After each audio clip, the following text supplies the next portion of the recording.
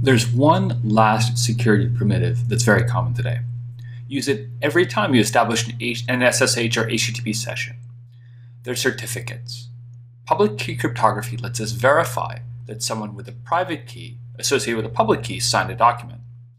But how do we know what the right public key is? How do we know that www.ebay.com has a public key? The answer is certificates. So let's say we want to securely communicate with a server such as www.amazon.com.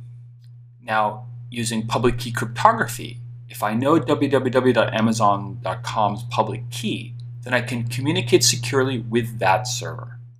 I can verify that www.amazon.com has the private key associated with the public key I'm using.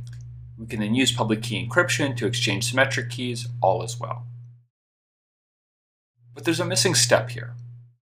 How do I get the server's public key? Do I find it on a web page? If I just found it somewhere random or insecure, then how can I be sure it's really that server's public key and not an adversary pretending to be that server? For example, imagine this very simple attack. I want to communicate with a server, so I ask it for its public key. It gives me the key, then I can verify that it has the associated private key. This is completely open to a man-in-the-middle attack. An attacker could pretend to be the server and give me its own public key. I have no way of telling whose key is right. The attacker looks just like the server, except that it has a different key. The attacker then can open up a connection to the server and pretend to be you. It sees everything you send, since you're communicating with it, and it forwards it along to that server. It can rewrite or suppress anything you send, or even insert new traffic, delete passwords, all kinds of stuff. So what we need is some way to be able to receive the public key for www.amazon.com and be reasonably sure it's actually www.amazon.com.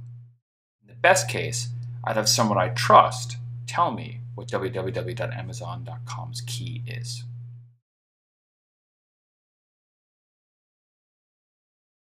That's exactly what a certificate does. Abstractly, a certificate is a digital document, just a chunk of bytes, that bind a name to a value. This document is signed by the private key by a private key K1 inverse. If I already have the public key K1, then I can verify this was signed with the right private key.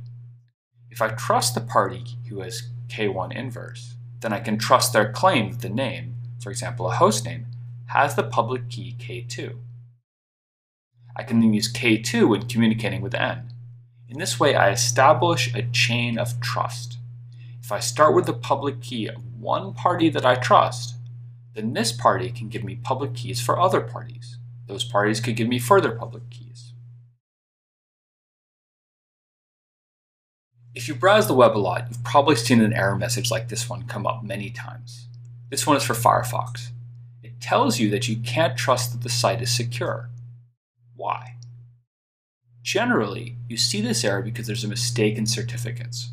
For example, the host at Stanford, my research group runs, sing.stanford.edu. It has a few other names, such as tinys.stanford.edu. Stanford provided me with a certificate that says that these names are associated with the server's public key. But if I added a name to Stanford's DNS, such as badsing.stanford.edu, then this certificate wouldn't have that name. If you tried connecting to badsing.stanford.edu over HTTPS, you'd receive an error like this one, because the certificate Stanford gave me doesn't cover that name. So you often run into this error when someone has aliases for a host or has issued a certificate for an old name and hasn't updated it. But it could be an adversary running a different server and trying to convince you it's trustable. Generally speaking, seeing this error means someone has misconfigured their system for security.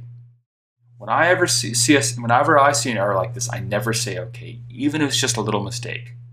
Given how subtle and hard security is, and how obvious this mistake is, I don't want to trust this server.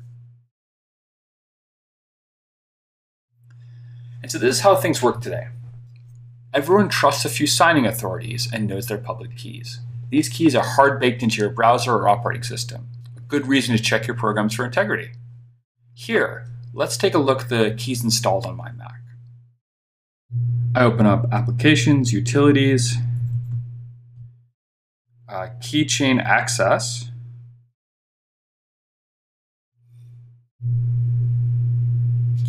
And you can see all these different keys that are pre-installed on my Macintosh. These are root keys which they have already been installed, and so these are public keys that I can trust. There they are. The public keys hard baked into the operating system. You can see VeriSign down here, and up here you can see Apple. These root authorities can then sign keys for other parties. For example, let's go to Google. I'm accessing Google over HTTPS. I've also installed a plugin for Firefox called CipherFox that lets me look at certificate details. I can click on the lock and now see the certificate.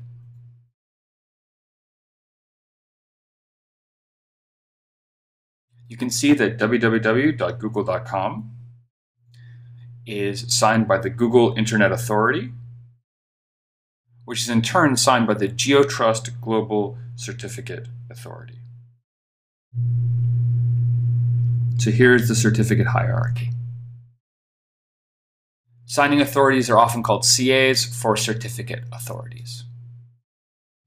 But realize that all a certificate says is that it testifies that someone testifies a host has this key. If there's an adversary along the certificate chain, then you could be fooled. It turns out there are actually many different kinds of certificates for this reason.